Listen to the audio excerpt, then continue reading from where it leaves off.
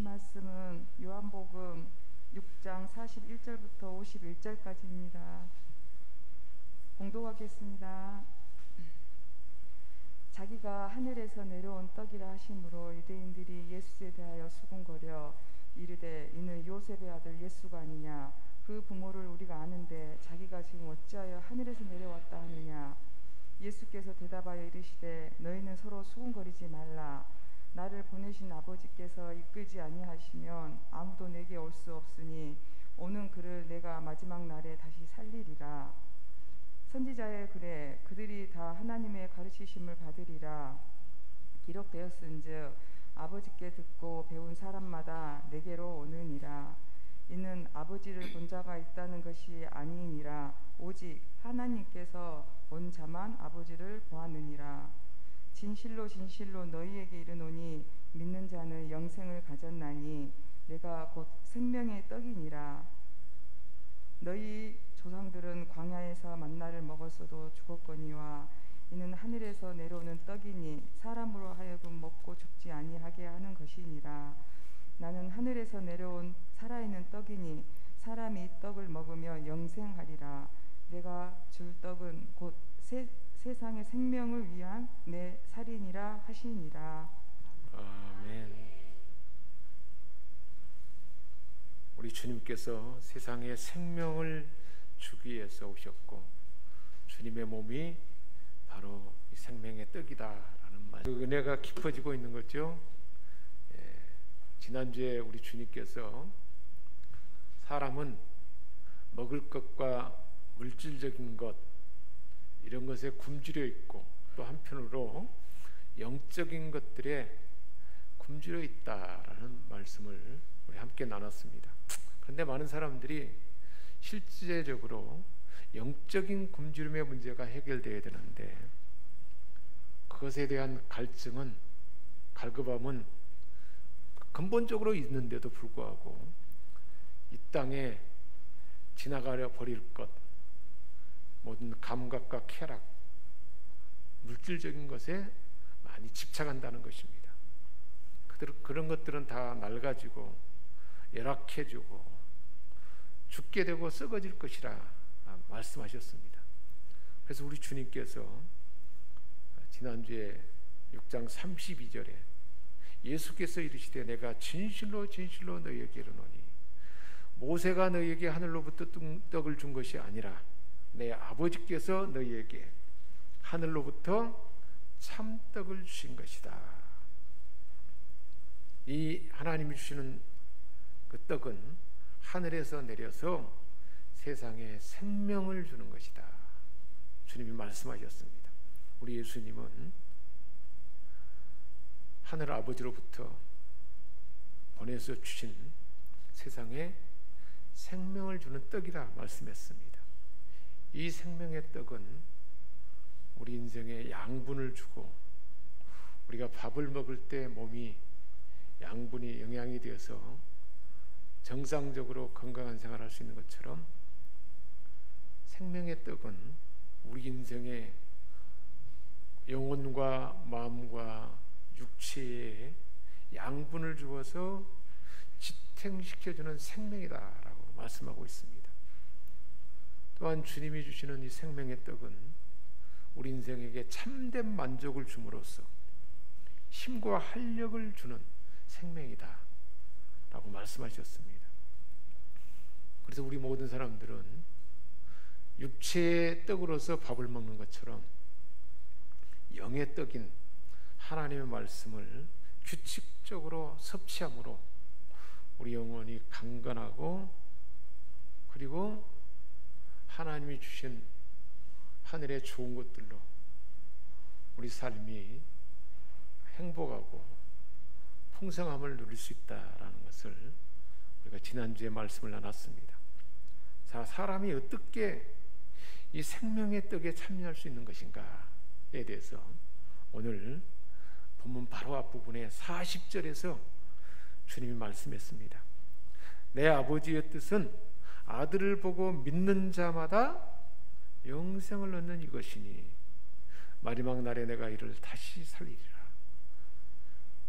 예수님이 생명의 떡으로 오셨는데 그 떡을 먹는 것은 하나님의 아들 예수 그리스도를 믿을 때 그것이 바로 우리에게 영생하게 되고 예수님의 생명이 들어와서 우리의 생명이, 우리 삶이 새 힘을 얻게 되고 영원히 살게 되고 그리고 그 떡이 양분이 된다 하는 것을 우리 주님께서 말씀해 준 것입니다. 믿음으로 생명의 떡을 취하게 돼서 영원한 생명을 갖게 되고 우리 모든 인간이 존재 자체가 새로워진다는 것입니다. 그래서 영생하게 될 뿐만 아니라 마지막 날에 주님이 다시 살리심으로 예수님이 부활하신 신령한 몸이 된 것처럼 우리도 이제 신령한 몸이 될 것이다. 마지막 날에 내가 다시 살릴 것이다 라고 말씀하셨습니다. 예수님이 내가 하늘에서 내려온 떡이다 라고 이렇게 말씀하시니까 예수님과 함께 지내왔던 어린 시절을 다 보고 듣고 가까이서 보았던 그 유대인들이 수군거려서 42절에 말합니다. 아니 이는 요셉의 아들 예수가 아니냐? 그 부모를 우리가 아는데 자기가 지금 어찌하여 하늘에서 내려왔다느냐? 그 마리아에게서 태어나는 걸 다 봤는데 그 어머니 아버지를 아는데 무슨 하늘에서 왔다느냐라고 그들은 예수님을 개인적으로 눈에 보는 것으로만 봤기 때문에 성령으로 처녀의 몸에 태어났다는 사실을 알지 못하기에 그들은 예수님도 자기들처럼 인간인 부모에 의해서 양육된 단순한 사람에 불과하다. 그런데 주님이 하늘로부터 왔다고 주장하니까 수근수근거렸습니다. 그래서 하나님의 아들 예수 그리스도를 받아들이지 않은 것이죠. 근데 예수님이 하신 말씀은 너무 눈이 초롱초롱하고 정상적인 사람이고 유대인들이 볼 때 지혜로운 사람이고 깜짝 놀랄만한 그 위엄을 갖추면서 내가 하늘에서 내려온 떡이다, 아버지께로 보낸 생명의 떡이다 라고 말하니까 그것을 한편으로 의아하면서도 그들이 눈으로 직접 보았기 때문에 그 예수님의 말씀을 받아들이지 못한 것입니다. 수군수군거립니다. 그러자 43절에 예수님이 너희는 서로 수군거리지 말라. 나를 보내신 아버지께서 이끌지 아니하시면 하나님이 나를 보냈고 그 하나님이 나를 보내서 많은 사람들도 나를 믿도록 하나님이 이끌어 주게 될 것이고 그렇지 아니하면 아무도 내게 올 수 없으니 내게 오는 그를, 내게 오는 사람은 어떤 사람이든지 내가 마지막 날에 다시 살리리라. 놀라운 말씀한 거잖아요. 내가 다시 살리리라. 그들을 사랑하는 마음으로 우리 예수님은 진리의 말씀을 듣기를 간절히 원했던 것입니다. 그래서 주님이 하신 말씀이에요. 아버지께서 이끌어 주시지 않으면 아무도 내게 올 수 없는데 너희들은 지금 아버지께서 이끌어 주었기 때문에 내가 지금 나를 통해서 그 하나님의 생명의 말씀을 그대로 지금 들을 수 있게 된 것이다. 그렇게 지금 그들에게 강력하게 사랑의 마음으로 권면한 것입니다. 아버지께서 이끌어 주는 자, 아버지께서 이끌어 주는 자는 성령님이 그 마음에 감동을 주는 자입니다. 성령 하나님은 우리 인간들의 마음속에 하나님 말씀을 알았도록 가르침으로 이끌어 주십니다. 그래서 오늘날 우리에게도 성령님은 설교자가 선포하는 하나님의 말씀, 자연에서 보고 듣는 것, 관찰을 통해서 성경을 읽으면서 또 무수한 모든 환경 가운데 성령님 우리에게 말씀해 주셔요. 그건 아니다. 이렇게 이것이 하나님 말씀이야.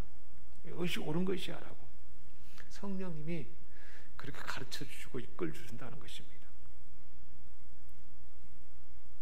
그러니 지금 내가 너희들에게 전해준 이 말을 듣는 자는 성령님이 이끌어 주셔서 지금 듣게 한 것이니까 내 말을 제발 들어야 되지 않겠느냐라고 우리 주님께서 말씀하신 것입니다.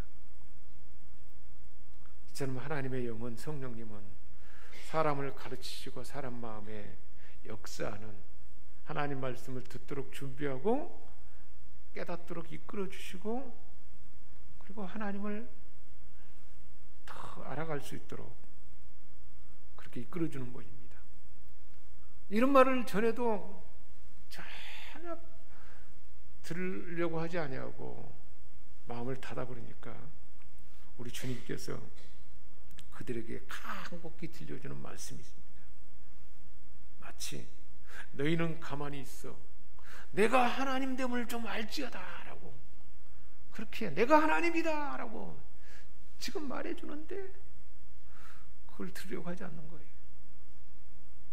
구원받는 데 있어서 사람이 해야 할 역할은 성령님이 끌어당기고 성령의 역사가 있을 때 그 마음을 여는 것입니다. 그것이 얼마나 소중하고 중요한지 모르는데 지금 유대인들이 그것을 받아들이지 않기에 우리 주님은 그들에게 지금 어떻게 하면 하나님 말씀을 바로 들려줄까 하고 반복해서 말씀을 들려주고 있습니다. 그래서 46절에 말씀하고 있습니다. 하나님을 본 사람은 아무도 없다. 하나님의 아들 예수님만이 하나님으로부터 왔다 라고, 내가 하나님으로부터 왔고 하나님을 본 하나님의 아들이고 그렇기 때문에 나의 말을 들어야 된다라고 말씀한 것입니다. 요한복음 17장 3절에서 우리 주님이 대제사장 기도 가운데 말씀하십니다. 영생은 곧 유일하신 참 하나님과 그의 보내신 자 예수 그리스도를 아는 것이다 라고 말씀했던 것입니다. 그렇습니다. 성령님은 사람들의 마음을 움직여서 결국은 예수 그리스도께로 나오게 하고 예수님의 말씀을 들음으로 생명을 얻도록 이끌고 그 마음에 감동을 주는 분이 성령이라는 것입니다. 왜 그러냐면 사람이 하나님에 대해서 배울 수 있는 유일한 길은 예수님에게 나오는 길뿐이기 때문에 그렇습니다. 그래서 우리 주님께서 47절에 말씀합니다. 진실로 진실로 너희에게 이르노니 믿는 자는 영생을 가졌나니 내가 곧 생명의 떡이더라, 내가 곧 생명의 떡이로다 라고 아주 분명하게 선포합니다. 하나님은 사람들이 예수 그리스도를 믿음으로 구원받도록 그렇게 준비한 것입니다. 예수님을 믿는 사람은 영생을 가지게 되는 것입니다. 그러니까 주님께서 진실로 진실로 너희에게 이르노니 들으라 들으라 간곡하게 부탁하면서 나를 믿는 자는 영생을 가졌다, 내가 곧 생명의 떡이다. 어떻게 사람이 그런 말을 할 수 있겠습니까? 나를 믿는 자는 영생을 가졌다. 너무 분명하고 확신의 참 목소리입니다. 간결하고도 명쾌하고 요점이 분명하고 틀림없는 주장입니다. 나는 생명의 떡이다. 하나님만이 할 수 있는 그 말을 지금 분명하게 들려주고 있는 것입니다. 주저함이나 머뭇거림이나 수줍음도 없습니다. 거침이 없습니다. 너희 조상들은 광야에서 만나를 먹었어도 죽었거니와. 광야에서 만나를 먹었지만 그 만나를 우리에게도 주라 그러는데 만나를 먹었지만 죽었다. 그러나 50절에 나는 하늘에서 내려오는 떡이니 그 광야에서 만나와 다르다. 사람으로 먹고 죽지 아니하게 하는 것이니라. 사람으로부터 만나는 먹어도 죽었지만 나는 하늘에서 오는 떡이다. 나를 먹는 사람은 죽지 않을 것이다. 그 떡과 비교할 수 없는 생명의 떡이다. 그것은 영혼을 살리게 하고 영혼에 활력을 주기도 하고 하나님이 준비한 모든 풍성함을 주고 우리 영혼의 자양분이 되게 하시는 그 떡이 바로 예수님 자신이라는 것입니다. 그 주님은 하나님 자신으로부터 오셨다고 했습니다. 그 생명의 떡인 그 주님을 먹는 사람은 죽지 않는다는 것입니다. 주님을 먹는다는 것은 예수님을 믿는 것이잖아요. 요한복음 6장 38절에서 40절에 정리된 말씀입니다. 내가 하늘로서 내려온 것은 내 뜻을 행하려 함이 아니요 나를 보내신 뜻을 이의 뜻을 행함이라. 나를 보내신 이의 뜻은 내게 주신 자 중에 내가 하나도 잃어버리지 아니하고 마지막 날에 내가 다시 살리시는 이것이니라. 하나님이 예수님을 보낸 뜻은 모두가 다 영생하는 것, 마지막에 다시 살리는 그것이라고 말씀하고 있습니다. 또 6장 58절에 이것은 하늘로서 내려온 떡이니 조상들이 먹고도 죽은 그것과 같이 아니하여 이 떡을 먹는 자는 영원히 살리라. 영원히 살게 되는 떡이라는 것입니다. 자, 그렇다면 어떻게 하면 생명의 떡이신 주님께서 어떻게 하셨기에 영생을 줄 수 있게 된 것입니까? 51절입니다. 나는 하늘에서 내려온 살아있는 떡이니. 그 떡은 하늘에서 내려왔고 하나님이 보냈다는 거예요. 그리고 그 떡은 살아있는 생명을 주는 떡이라는 것입니다. 살아있는 떡이 세상으로 온 것은 단 한 번만 있었던 크리스마스 사건, 성육신의 사건이었습니다. 이 떡을 먹으면 51절에 영생하리라. 영생하게 하는 떡입니다. 만일 누구든지 이 떡을 먹어야만 영생합니다. 조건이 그렇습니다. 그리고 계속해서 말씀합니다. 내 살을 먹고 내 피를 마시는 자는 영생을 가졌고 마지막 날에 내가 그를 다시 살리리니 내 살은 참된 양식이요 내 피는 참된 음료로다. 성찬의 떡을 말씀하고 있습니다. 내가 줄 떡은 세상의 생명을 위한 내 살이니라. 예수님이 이 생명의 떡으로 오셔서 우리에게 주시는 것은 주님이 우리에게 생명을 주는 주님의 살이라는 것입니다. 주님의 몸입니다. 예수님이 그 떡인 주님이 세상에 생명을 주기 위하여 주시는 것은 자신의 육체라는 것입니다. 하나님이 생명을 주는 방식은 예수님 하나님의 아들을 죽음으로 자기 몸이 찍히고 희생하고 자기를 내어줌으로 줄 수가 있었던 것입니다. 생명을 위한 영적으로 죽은 저와 여러분을 살게 하는 그 떡인데 그것은 대가를 치르는 희생과 섬김이 있어야 가능했던 것입니다. 우리 주님께서 생명을 위해서 자기의 육체 생명을 내어준 것입니다. 오늘날도 그 생명의 역사는 이제 예수님으로부터 우리에게 이어져서 지속되는데 우리가 생명이 되는 것, 다른 사람의 생명을 살리게 하는 것은 희생으로 가능하다는 것입니다. 자기 몸을 내줌으로 희생 없이 생명을 살 수가 없다는 거예요. 우리 주님이 로마서 8장 3절에 말씀했습니다. 율법이 육신으로 말미암아 연약하여 할 수 없는 그것을 하나님은 하셨는데 그 죄를 위하여 자기 아들을 죄 있는 육신의 모양으로 부여해요. 육신의 죄를 대가를 치름으로 생명을 살 수가 있었다는 것입니다. 신이 나무에 달려 죽음으로 우리 죄를 담당했으니 이는 우리로 죄에 대하여 죽고 의에 대하여 살게 하려 함이라. 하나님에 대해 살 수 있도록 하기 위해서 주님이 자신을 죽음에 내림으로, 몸을 내줌으로 그게 가능했다는 것입니다. 몸을 찢어서 희생함으로 생명을 살 수 있게 되었다는 것입니다. 생명의 떡은 하늘에서 내려와야 했습니다. 거룩하고 흠없는 주님의 몸이어야 했습니다. 아버지께서 내려보낸 살아있는 떡이었습니다. 거룩한 희생, 그 희생으로 생명을 살게 한 것입니다.